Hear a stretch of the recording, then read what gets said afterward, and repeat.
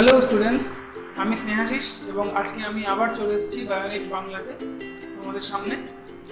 আমাদের আজকের ভিডিওর বিষয় হলো এবিও ব্লাড গ্রুপ এবং এবিও ব্লাড গ্রুপের পার্ট 1 ভিডিওতে, যেটা এবিও ব্লাড গ্রুপের উপর পার্ট 1 ভিডিও, সেটাতে আমরা বলেছিলাম যে এবিও ব্লাড গ্রুপ সিস্টেমে কত ধরনের ব্লাড গ্রুপ হয়, মানে দ্যাট ইজ এবি এবং ও, এবং এগুলো কিসের বেসিসে হয়। আমরা দেখেছিলাম যে আরবিসির সারফেস অ্যান্টিজেনের উপর বেস করে এই চারটি গ্রুপের ভাগটা তৈরি হয়েছে এবং এই অ্যান্টিজেনটি যেটা হচ্ছে অলিগোস্যাকারাইড ইন নেচার। তো আমরা দেখেছিলাম যে ব্লাড গ্রুপ ও, যেটা সেই ব্লাড গ্রুপ ওতে যে অ্যান্টিজেন প্রেজেন্ট থাকে সেটা হচ্ছে এইচ অ্যান্টিজেন এবং তার সিকোয়েন্স ছিল glucose, galactose, N acetyl glucosamine, galactose এবং ফ্রুক্টোজ। এবং এ অ্যান্টিজেন যেটা, সেটা অ্যাকচুয়ালি এইচ অ্যান্টিজেন বা ও অ্যান্টিজেনেরই একটা মডিফিকেশন। সেটা কি মডিফিকেশন হয়েছিল না, এই গ্যালাক্টোজ রেসিডিউটাতে একটা এন অ্যাসিটাইল গ্যালাক্টোসামিন অ্যাড হয়েছিল এবং এটা হয়েছিল এ অ্যান্টিজেন। এটা হলো এ অ্যান্টিজেন। বি অ্যান্টিজেন কি ছিল? বি অ্যান্টিজেন আমরা দেখেছিলাম যে এইচ অ্যান্টিজেন, যেটা এইচ অ্যান্টিজেনের যে সিকোয়েন্স, তাতে এই গ্যালাক্টোজের সঙ্গে একটা গ্যালাক্টোজ লেগেছিল এবং এই মডিফিকেশন হয়ে অ্যান্টিজেন বি তৈরি হয়েছিল। এবি ব্লাড গ্রুপ যার, এবি ব্লাড গ্রুপের যে আরবিসি, তাতে এ এবং বি অ্যান্টিজেন দুটোই ছিল। তো অ্যান্টিজেন এ এবং অ্যান্টিজেন বি দুটোই প্রেজেন্ট ছিল এবং যার ব্লাড গ্রুপ ও, তার আরবিসির সারফেসে শুধুমাত্র এইচ অ্যান্টিজেনের প্রেজেন্স ছিল। এইটা হচ্ছে এইচ অ্যান্টিজেন। তো এখন আমরা বলবো, এবং এই ভিডিওতে আমাদের আলোচ্য বিষয় এই যে এই মডিফিকেশনটা হলো কি করে, এই এইচ অ্যান্টিজেন তৈরি কিভাবে হলো এবং এইচ অ্যান্টিজেন থেকে মডিফাই হয়ে এ অ্যান্টিজেন এবং বি অ্যান্টিজেন হলো কিভাবে, মানে এই যে মডিফিকেশনটা, এই মডিফিকেশনটা হলো কিভাবে। তো চলো শুরু করা যাক।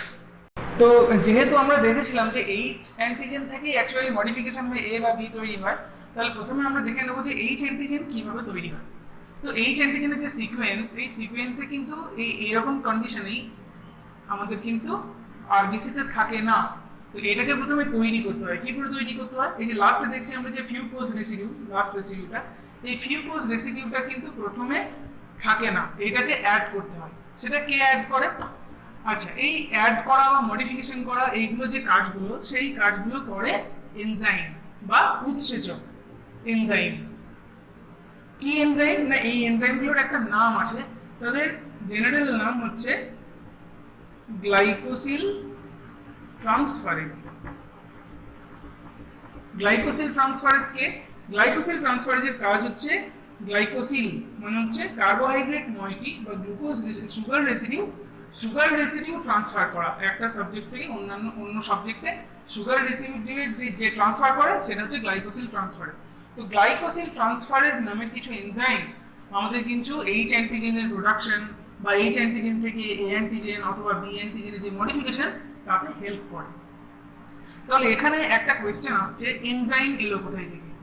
আচ্ছা, এনজাইম হচ্ছে mostly in protein in nature. এদের এনজাইম বা উৎসেচক, এদের কেমিক্যাল নেচার হচ্ছে প্রোটিন। ওকে, প্রোটিন কোথায় থেকে সিনথেসিস হয়? প্রোটিন তৈরি হয় কোথায় থেকে না, তখন আমরা একটা টার্ম পাবো, that is central dogma. Protein কোথায় থেকে তৈরি হয়? তো এই জিনিসটা এই প্রসঙ্গে বলে রাখি যে এটা তোমাদের বুঝতে সুবিধা হবে এটার জন্য, যে প্রোটিন কোথায় থেকে তৈরি হয়। তো প্রত্যেকটা প্রোটিন তৈরি হয় যেখান থেকে, সেটা অ্যাকচুয়ালি হচ্ছে ডিএনএ। মানে ডিএনএতে আমাদের ডিএনএ কোথায় থাকে? ডিএনএ থাকে নিউক্লিয়াসে। নিউক্লিয়াসে যে ডিএনএ থাকে, সেই ডিএনএতে জিন থাকে, অ্যাকচুয়ালি সিকোয়েন্স, নিউক্লিওটাইডের সিকোয়েন্স। তো এখানকার একটা সিকোয়েন্স থেকে অ্যাকচুয়ালি এটা ডিএনএ থেকে ট্রান্সক্রিপশনের ফলে ডিএনএ থেকে ট্রান্সক্রিপশনের ফলে এমআরএনএ তৈরি হয়। MRNA, M for messenger, message বহন করে। কার মেসেজ বহন করে? DNA message. ডিএনএ হচ্ছে অ্যাকচুয়ালি একটা মেসেজ ধারণ করার জায়গা। প্রচুর বড় অনেক ইনফরমেশন ডিএনএতে স্টোর থাকে নিউক্লিওটাইড সিকোয়েন্সের হিসেবে। তো সেই যে ইনফরমেশন স্টোরড আছে, সেটাকে মেসেজ হিসেবে সেটাকে বহন করে আরএনএ। সেই আরএনএ থেকে প্রোটিন তৈরি হয়। কোন কি প্রসেসে না, এটার নাম হচ্ছে ট্রান্সলেশন। তাহলে আমাদের যে প্রোটিন তৈরি হবে, আমি যে বললাম যে তাহলে এনজাইমগুলো যেগুলো গ্লাইকোসিল ট্রান্সফারেজ, এই গ্লাইকোসিল ট্রান্সফারেজগুলো যেগুলো হচ্ছে এনজাইম এবং প্রোটিন ইন নেচার, তাহলে এর জন্য নিশ্চয়ই কোনো একটা জিন থাকবে, এবং সেই জিনটা কোথায় থাকবে? ডিএনএ তে থাকবে। এখন সব থেকে বড় কোয়েশ্চেন, আরবিসি। আমরা তো সবাই জানি যে আরবিসি কিন্তু এনিউক্লিয়েটেড সেল, আরবিসি তে কিন্তু কোনো নিউক্লিয়াস থাকে না। তাহলে আরবিসি তে কোনো নিউক্লিয়াস নেই, ডিএনএ কোথায় থেকে আসবে? ডিএনএ জিন কোথায় থেকে আসবে? তাহলে এই কোয়েশ্চেনটা যখন আমরা খুঁজবো সলিউশন, তখন দেখব যে এই যে সমস্ত ধরনের এনজাইমের প্রোডাকশন এবং এনজাইমের দ্বারা এইচ অ্যান্টিজেনের প্রোডাকশন এবং এইচ অ্যান্টিজেন থেকে এ বা বি তে যে মডিফিকেশন, সেইগুলো কিন্তু আরবিসি মানে ম্যাচিওর আরবিসি তে হয় না। কোথায় হয়? Precursor RBC. Precursor cell of RBC erythroblast. Erythroblast এটা কি? প্রিকারসর। প্রিকারসর সেল মানে যেখান থেকে, যে সেলগুলো থেকে অ্যাকচুয়ালি ম্যাচিওর হয়ে আরবিসি তৈরি হয়, ম্যাচিওর হয়ে আরবিসি তৈরি হয়। এরিথ্রোব্লাস্ট, সেই এরিথ্রোব্লাস্টে কিন্তু নিউক্লিয়াস আছে। এরিথ্রোব্লাস্ট কিন্তু এনিউক্লিয়েটেড বা নিউক্লিয়াস বিহীন সেল নয়, এরিথ্রোব্লাস্টে কিন্তু নিউক্লিয়াস আছে। এবং এই যে চেঞ্জেস গুলো হয় এবং অ্যান্টিজেন যে প্রত্যেকটা আরবিসির সার্ফেসে অ্যান্টিজেন তৈরি হয়, সেইগুলো সমস্ত কিন্তু এরিথ্রোব্লাস্ট স্টেজে হয়। তাহলে যখন আমরা দেখবো এইচ অ্যান্টিজেন কোথা থেকে তৈরি হলো, তখন আমরা দেখবো যে ক্রোমোজোম নাম্বার 19, ক্রোমোজোম নাম্বার 19 এর একটা স্পেসিফিক জায়গা আছে। স্পেসিফিক এই জায়গাগুলোকে লোকাস বলা হয়, মানে ডেফিনিট স্পেস, একটা স্পেসিফিক জায়গা। সেই জায়গা থেকে একটা জিনের ট্রান্সক্রিপশন এবং ট্রান্সলেশনের ফলে একটা এনজাইম বা উৎসেচক তৈরি হয়, যার নাম হলো ফিউকোসিল ট্রান্সফারেজ।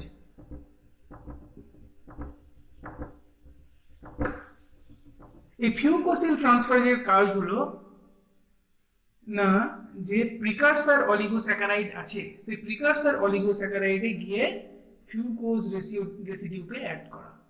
ফিউকোজ, এখানে ফিউকোজটাকে অ্যাড করে দিল। তো যখনই ফিউকোজটাকে অ্যাড করে দিল, তখন এই যে অ্যান্টিজেনটা, এই অ্যান্টিজেনটা হয়ে গেল অ্যান্টিজেন এইচ।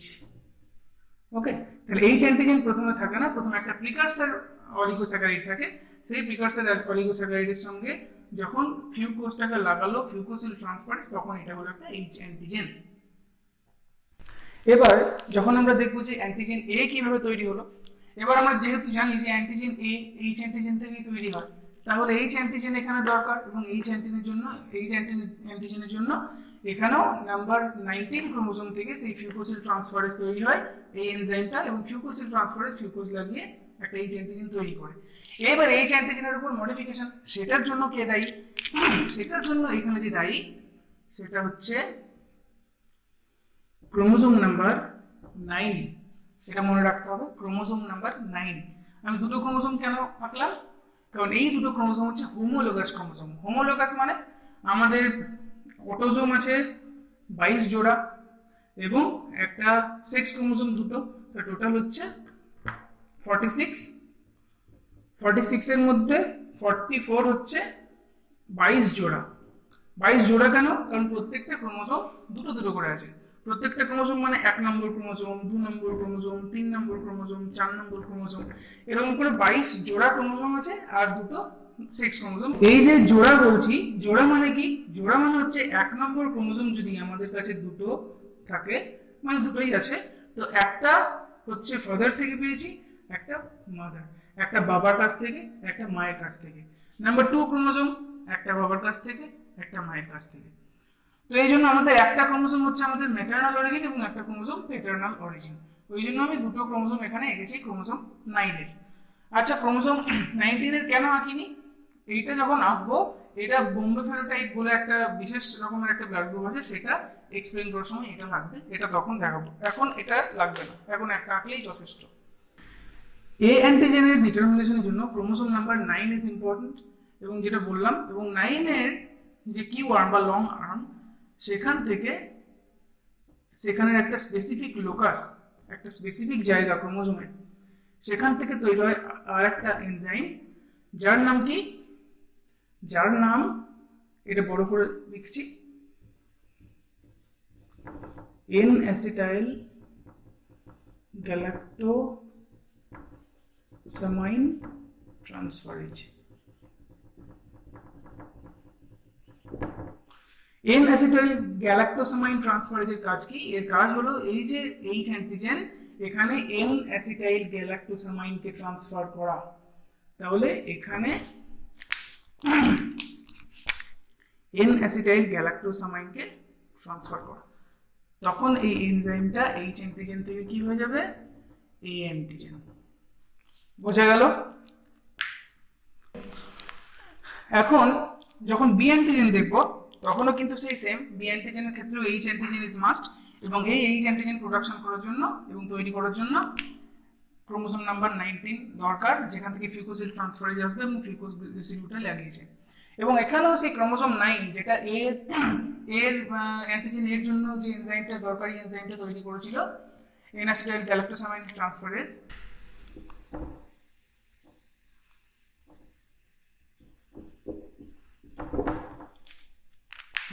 ওকে। তো এই যে এন অ্যাসিটাইল গ্যালাক্টোসামাইনিল ট্রান্সফারেজ এর আর একটা নাম আছে, যেহেতু এ অ্যান্টিজেনকে তৈরি করে এবং ট্রান্সফারেজের মাধ্যমে, তো এর একটা সংক্ষেপে নাম হচ্ছে ট্রান্সফারেজ এ। তো আমরা সুবিধার জন্য এটাকে ট্রান্সফারেজ এ বলবো। আচ্ছা, যখন আমরা অ্যান্টিজেন বি দেখবো তখন অ্যান্টিজেন বি কি? অ্যান্টিজেন বি এর জন্য antigen H antigen is must. তো অ্যান্টিজেন এইচ প্রোডাকশনের জন্য ক্রোমোসোম নাম্বার 19 দরকার, যেখান থেকে ফিউকোসিল ট্রান্সফারেজ তৈরি হবে। এখন ক্রোমোসোম নাম্বার 9 এর যে জায়গা থেকে এই ট্রান্সফারেজ এ তৈরি হয়েছিল, ঠিক সেই জায়গাতে, একদম অবিকল সেই জায়গাতে কি ওয়ার্মের বি অ্যান্টিজেনের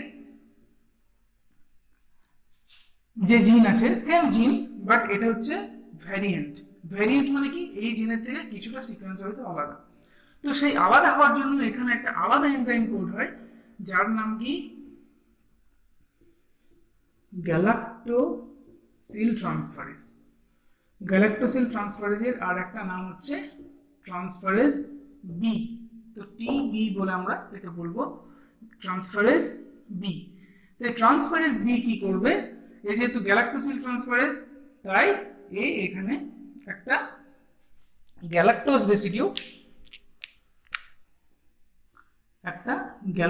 রেসিডিউকে ট্রান্সফার করলো।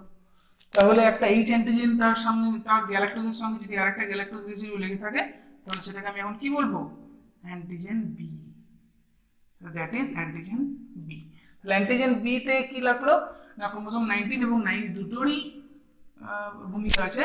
বাট ক্রোমোসোম 9 এর যে জায়গা থেকে ট্রান্সফারেজ এ সিক্রেট হয়েছিল এ ব্লাড গ্রুপের ক্ষেত্রে, বি ব্লাড গ্রুপের ক্ষেত্রে সেই ক্রোমোসোম 9 এর ঠিক সেই জায়গা থেকে ট্রান্সফারেজ বি তৈরি হচ্ছে। ঠিক আছে, তাহলে এখানে একটা ডিফারেন্স আছে। এই ডিফারেন্সটা কেন? এই ডিফারেন্সটা এই জন্যই, কারণ এই যে এরা সেম লোকাসে আছে, মানে ক্রোমোসোমের একদম সেম জায়গাতে, কিন্তু কিছু ডিফারেন্স হওয়ার জন্য নিউক্লিওটাইড সিকোয়েন্সে এদের কি 4টে অ্যামাইনো অ্যাসিড আলাদা হয়। অ্যামাইনো অ্যাসিড সিকোয়েন্স দিয়ে প্রোটিন তৈরি হয়, অ্যামাইনো অ্যাসিড সিকোয়েন্স পর অ্যামাইনো অ্যাসিড সাজিয়ে।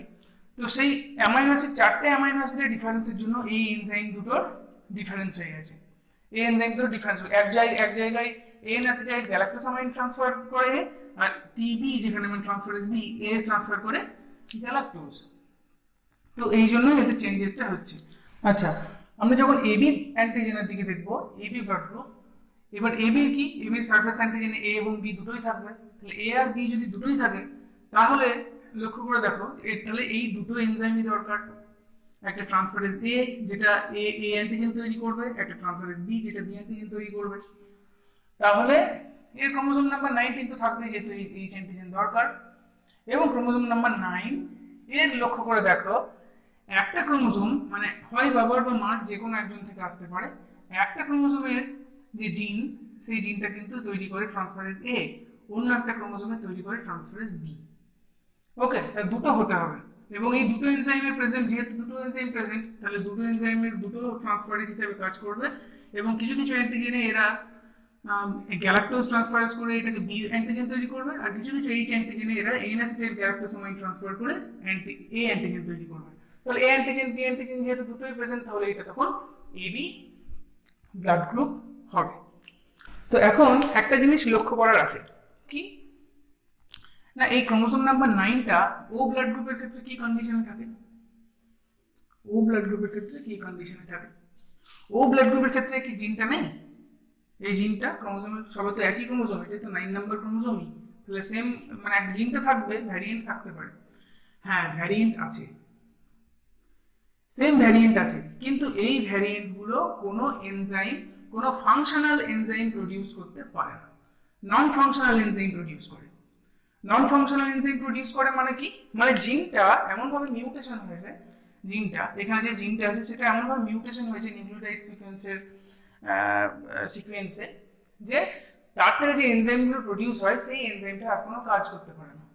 ঠিক আছে, অ্যাকচুয়ালি স্পেসিফিক্যালি বলতে গেলে কি হয়, এর যে এনজাইমের সিকোয়েন্স সেটা এ বা বি এর থেকে ডিফারেন্স আছে, যে 261 পজিশন অ্যামাইনো অ্যাসিডের, মানে এন টার্মিনাল থেকে সি টার্মিনাল যদি হিসেব করি পরপর অ্যামাইনো অ্যাসিড, 261 নাম্বার অ্যামাইনো অ্যাসিডে যে গ্লুটামিনটা দরকার সেই গ্লুটামিনটা এর মিউটেটেড হয়ে গেছে, এটা নেই, ডিলিশন।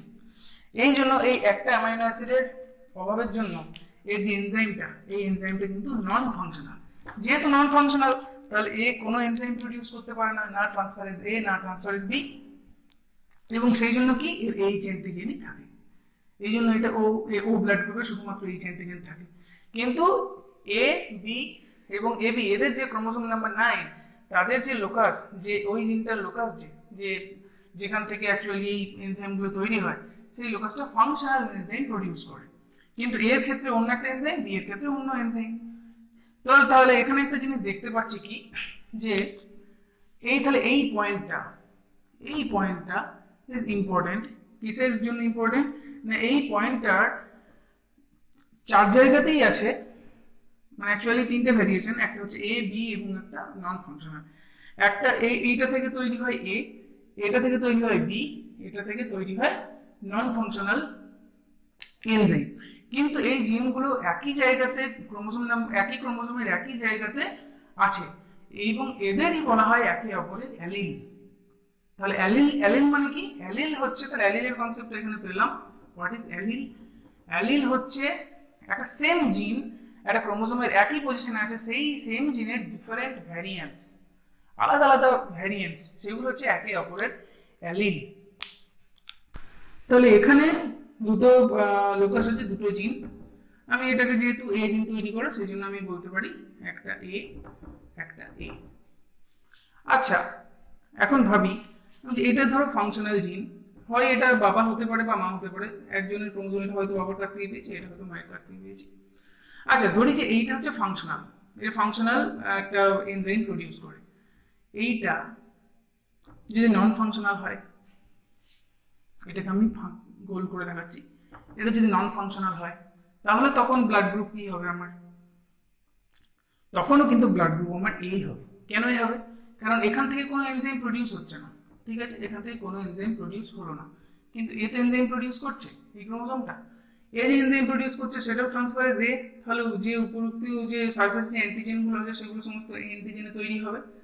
তাহলে কিন্তু আমি দেখতে পাচ্ছি এটা যদি নন ফাংশনাল হয় একটা ক্রোমোসোম, তাহলেও কিন্তু অ্যান্টিজেন তৈরি হবে। মানে ব্লাড গ্রুপটার যে ফিনোটাইপটা থাকবে এ, বাট জিন লেভেলে এদের কিন্তু চেঞ্জেস হতে পারে। কি চেঞ্জেস হতে পারে? মানে হয় দুটোই এ হবে, ধরো দুটোই ফাংশনাল,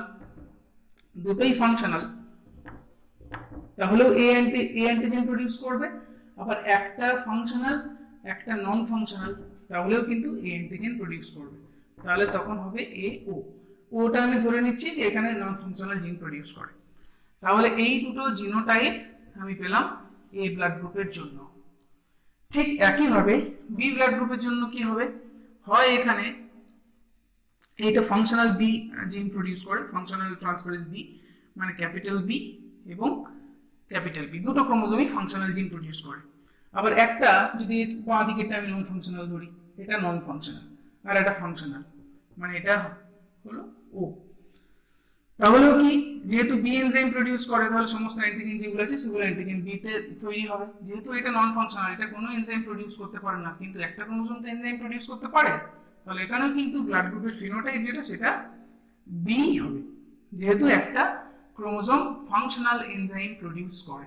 তাহলে এক্ষেত্রে আমি কিন্তু জিনোটাইপ দুটো পাবো, কি না, একটা ক্যাপিটাল বিবি মানে দুটো ক্রোমোসোমই ফাংশনাল জিন প্রডিউস করে, এবং আর একটাতে একটা ফাংশনাল প্রডিউস করে এবং একটা নন ফাংশনাল। এই দুটো ক্ষেত্রেই আমি কিন্তু ব্লাড গ্রুপ পাবো বি। এবির ক্ষেত্রে কি হবে? এবির ক্ষেত্রে দেখো আমাদের এ জিন বি জিন দুটোই দরকার। তাহলে যে কোনো হয় প্যাটার্নাল বা মেটার্নাল ক্রোমোজোমের যে কোনো একটাকে এস করতে হবে সিক্রেট, মানে এ জিন ফাংশনাল এ জিন একটাতে থাকতে হবে আর একটাতে ফাংশনাল বি জিন থাকতে হবে। তাহলে হয় এটাতে এ থাকবে এটাতে বি থাকবে, নতুবা এটাতে বি থাকবে এটাতে এ থাকবে। তো দুটো ক্ষেত্রে কি না এদের জিনোটাইপ কিন্তু একটাই হবে, কি না A B, genotype A. R blood group ও এর ক্ষেত্রে কি হবে? ব্লাড গ্রুপ ও এর ক্ষেত্রে দেখো দুটোই নন ফাংশনাল, দুটোই নন ফাংশনাল জিন। যেহেতু দুটোই নন ফাংশনাল জিন প্রডিউস করছে, কোনো এনজাইম নেই, শুধুমাত্র এই জিনটি থাকছে, তাহলে এর জিনোটাইপ যেটা হবে দুটোই নন ফাংশনাল, মানে ও ও। ওকে, তাহলে টোটাল 4টে ব্লাড গ্রুপের জন্য আমরা কতগুলো অ্যালিল দেখতে পেলাম? একটা দেখতে পাচ্ছি এ ব্লাড গ্রুপের জন্য অ্যালিল হতে পারে এ এ বা এ ও, বি ব্লাড গ্রুপের জন্য অ্যালিল হতে পারে বিবি বা বিও, এবি ব্লাড গ্রুপের জন্য অ্যালিল সবসময় হবে এবি, ও ব্লাড গ্রুপের জন্য সবসময় হবে ও। তাহলে 1 2 3 4 5 6 6টা টোটাল জিনোটাইপ হতে পারে 4 ধরনের ব্লাডের ক্ষেত্রে। আচ্ছা, তাহলে আমরা আরেকটা ডিফারেন্ট কনসেপ্ট নিয়ে আলোচনা করি, এটার নাম কি? Multiple allele. মাল্টিপল অ্যালিল আমরা দেখলাম কি না যে ব্লাড গ্রুপ যে এ বি এবং এই যে ব্লাড গ্রুপের ভাগটা, এটা কিন্তু অনেকগুলো অ্যালিলের উপর নির্ভর করে। অ্যালিল মানে ডিফারেন্ট ভেরিয়েন্স। কি ভেরিয়েন্স? একটা ভেরিয়েন্স হচ্ছে এ, যেটা এ জিন প্রডিউস করে, মানে একটা এনজাইম তৈরি করে। বি জিন, এটা অন্য একটা জিন প্রডিউস করে, অন্য একটা এনজাইম প্রডিউস করে। এবং ও, যেটা নন ফাংশনাল এনজাইম প্রডিউস করে। তো যেহেতু আরবিসির এই সারফেস অ্যান্টিজেনটা 3টে অ্যালিল দ্বারা কন্ট্রোল হয়, 2 এর বেশি অ্যালিল, তাই এটাকে বলা হয় মাল্টিপল অ্যালিল। তাহলে A B O blood group, A B O blood group হচ্ছে একটা মাল্টিপল অ্যালিলের উদাহরণ। মাল্টিপল অ্যালিল দ্বারা কন্ট্রোল হয় এ বি ও ব্লাড গ্রুপটা। এখন একটা জিনিস দেখো, আচ্ছা আমরা এই ব্লাড গ্রুপটা কি পেয়েছিলাম? এ এ, যার জিনোটাইপ, তার ব্লাড গ্রুপ ছিল এ। যেহেতু এ এবং এ দুটো জিনই ফাংশনাল এনজাইম প্রডিউস করেছিল, যেটা এ অ্যান্টিজেন তৈরিতে হেল্প করে। আচ্ছা, এ ও, এটাও কিন্তু এ প্রডিউস করেছিল ব্লাড গ্রুপ। তাহলে এখানে দেখো একটা জিনিস খেয়াল করো, ও এর যে ক্যারেক্টারিস্টিক্স, মানে ও তো নন ফাংশনাল জিন প্রডিউস করেছিল, নন ফাংশনাল জিন ছিল, নন ফাংশনাল এনজাইম প্রডিউস করেছিল ও। তাহলে এবার যেহেতু এ এর সঙ্গে আছে, তাই এর ক্যারেক্টারিস্টিক্সটার জন্য কিন্তু এর ব্লাড গ্রুপটা, এ যেহেতু ফাংশনাল এনজাইম প্রডিউস করতে পেরেছিল, তাই এর জন্য ব্লাড গ্রুপটা হয়ে গেল এ। ও এর এফেক্টটা কিন্তু এখানে সাপ্রেস হয়ে গেল। তাহলে এখানে বলতে পারবো কি এ ডমিনেন্ট অন ও। ওকে, আচ্ছা বিবি দেখো, বিবি যার জিনোটাইপ হয়েছিল, মানে দুটো ক্রোমোজোম 9টা দুটোই ফাংশনাল বি এনজাইম প্রডিউস করেছিল, তারপর ব্লাড গ্রুপ হলো বি। বি ও যার, তারাও কিন্তু বি হয়েছিল। এখানে ও এর যে ক্যারেক্টারিস্টিক্স, যে নন ফাংশনালিটি, সেটা সাপ্রেস হয়ে গিয়েছিল এখানে। তাহলে B dominant on O. But যেখানে এ বি ব্লাড গ্রুপ হয়েছিল, সেখানে এ বি মানে একটা ক্রোমোজোমে ধরো এ ছিল, এ জিন তৈরি ছিল, একটা ক্রোমোজোমে ধরো বি জিন ছিল, তাহলে একটা এ প্রডিউস করেছিল, একটা বি প্রডিউস করেছিল, ট্রান্সফারেজ এ এবং ট্রান্সফারেজ বি, যার জন্য এ বি ব্লাড গ্রুপ হয়েছিল। তাহলে এখানে কি এ আর বি কেউ কাউকে সাপ্রেস করতে পারেনি, দুজনের ক্যারেক্টারই শো করেছে, মানে দুজনেই এখানে ডমিনেন্ট, কেউ কাউকে সাপ্রেস করতে পারেনি, এবং এই ঘটনাটাকে বলা হয় কো-ডমিনেন্স। ওকে, তাহলে বোঝা গেল যে এবিও ব্লাড গ্রুপ সিস্টেম একটা মাল্টিপল অ্যালিল এবং কো-ডমিনেন্সের উদাহরণ। তাহলে আজ এখানেই থাক, পরের ক্লাসটাতে আমরা আলোচনা করব বম্বে ফেনোটাইপ এবং আরএইচ ফ্যাক্টর নিয়ে। আর আজকের ক্লাসটা একটু বড় হলো, তো এটা নিয়ে যদি তোমাদের কোনো কোয়েশ্চেন থাকে, যদি কোয়ারিজ থাকে, অবশ্যই কমেন্ট করে জানাও, সেগুলো আমরা যথাযথ উত্তর দেওয়ার চেষ্টা করব। ধন্যবাদ।